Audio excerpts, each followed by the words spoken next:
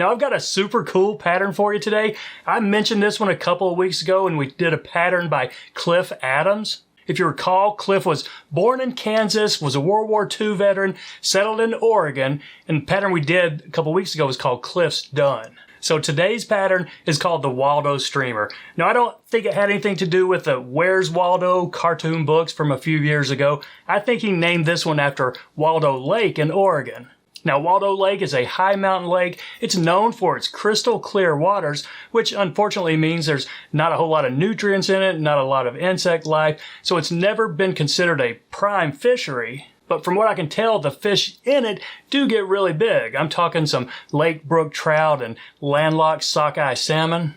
And while Cliff may have done great with this pattern for those fish, I see no reason why this won't be a great pattern for all kinds of species. I think it would be a great steelhead fly, maybe a smallmouth bass fly, or bigmouth bass. Maybe tie it in a little bit smaller size. It's going to be a great trout streamer.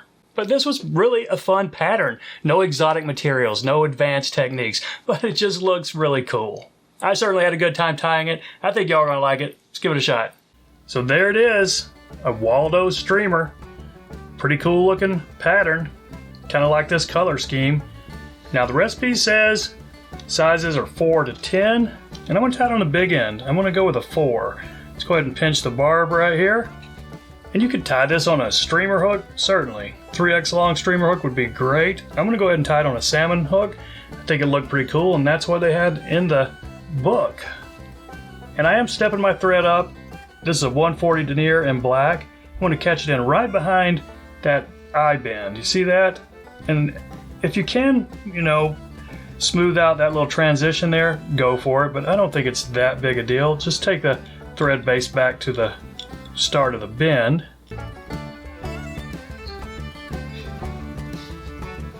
And now this next part it's the body, but also a tail and kind of an underwing. It's just green crystal flash.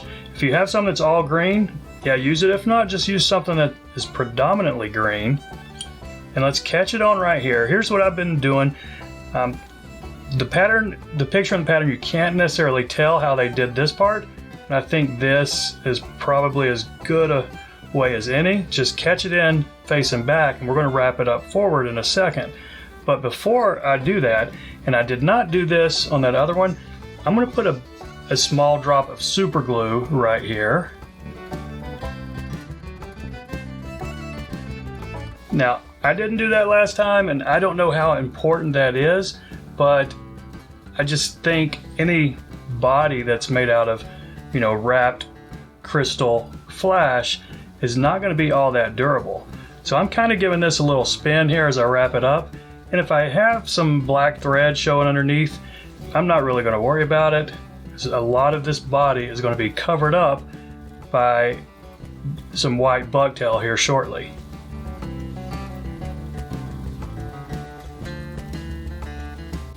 Okay, now when you get the length of your body, catch this off way up front and make sure you catch it off on the top, because what we do next is we fold it back over, and this is, kind of you can call it an underwing or maybe just a middle part of the wing, because we're going to have white bucktail under it and over it. So I'll go ahead and snip this just a little bit past the bend of the hook. Now I'm going to take a decent sized clump of white bucktail, put this in my stacker, and catch this in on the bottom. Let's see how well that's stacked. Probably not all that well, but I don't think that's a huge deal here. And the length of this is a little bit past the bend of the hook, kind of straddling that point right there, just right in the middle. So I need to go a little bit longer than that right there. I think that's going to be just fine. And let's catch it in right here.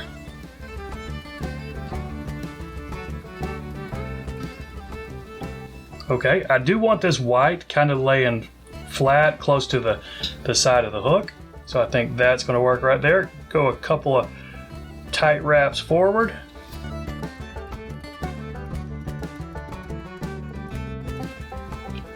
Now I'm just going to try and smooth that little lump out right there before I take my thread back. Let's go a couple wraps back Just try to get that white up a little closer to our body. I think that looks fine right there. Now let's take about the same size, maybe just a little bit bigger clump of brown bucktail. Now before I wrap this one, I do usually put a little bit of wax on here when I'm wrapping a bucktail on the top like that. I didn't underneath, and I think we're fine like that. And I almost didn't put this one in the stacker, but it was just a little bit too uneven without doing it, so I've got it in the stacker here, and that one didn't come out very well. Let's see how it looks. Alright, I think we're going to be fine with this right there. It's a little uneven on the end, but I don't mind that at all. So what I'm going to do, I'm going to catch it in at least as long as the white, maybe just a tad longer. And for this one, I am going to do this little trick right here where I put one wrap just around the bucktail and then a pinch wrap around the bucktail and the hook. And if I do this right, with any luck, it will stay on top of the hook. This clump of hair will. And this one, it is on top of the hook, but it's laying a little lower than I want. So what I'm going to do here, I'll put one more tight wrap right there just to hold it, but lift this bucktail, not the crystal flash, just try to get your bucktail right here, the brown one. And now let's put a wrap right up under it.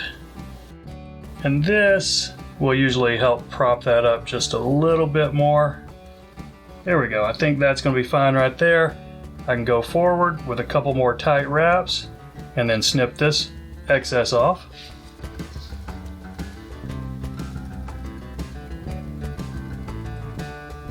Now, if you can get a little taper when you're snipping that, that's probably a good thing. It will help you keep this head smooth when you wrap it up. If not, I wouldn't worry too much about it. I'm going to use a few wraps right here to just try and get a smooth area right here where we're going to wrap this hackle. Now for the hackle, just red. Whatever you have in red, I'm using a rooster. That's fine. We're not putting a whole lot on here. It's not going to be, too stiff. So I'm just creating a little catch-in point right there. A couple of wraps right here to secure it. Okay, that's going to be fine. A few more for good measure before I snip off the front.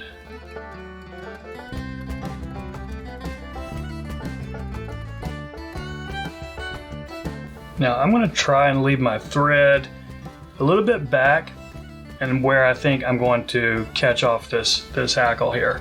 And I'm going to try and get at least 3, maybe 4 wraps. But if you think about it, where we're wrapping this head is pretty thick. So each thread wrap or each hackle wrap is using maybe 3/8 of an inch or so of the feather. So I think that's 4 wraps right there. Let's go ahead and try to catch this off, zigzag it through a little bit.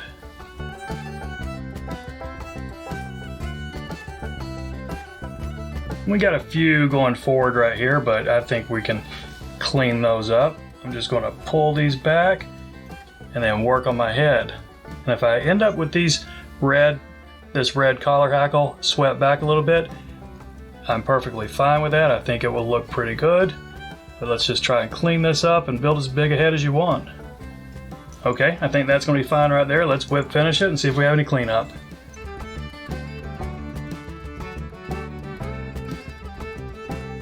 I think we're fine right there. I'm not going to worry about any cleanup. I'm going to put a drop of UV resin up there and call this one done. So there you go, the Waldo Streamer. Pretty cool looking pattern. I think this is going to fish well for many species. So thanks for watching, everybody. Y'all take care. We'll see you next time.